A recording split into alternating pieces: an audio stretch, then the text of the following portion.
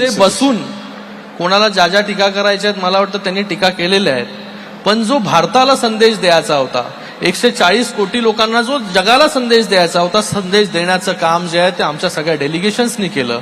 आणि माझ्या डेलिगेशननी तर प्रेसिडेंट, लायबेरियाचे प्रेसिडेंट आम्ही त्यांना भेटलो, व्हाईस प्राईम मिनिस्टर असतील काँगोचे त्यांना भेटलो, सगळे स्पीकर्स सगळ्या हाऊसचे त्यांना आम्ही भेटलो, सगळे फॉरेन मिनिस्टर्स असतील त्यांना आम्ही भेटलो. आणि मला वाटतं दोन त्यांचे जे पार्लमेंट होते, सियरा लिओन वेस्ट आफ्रिकामधले आणि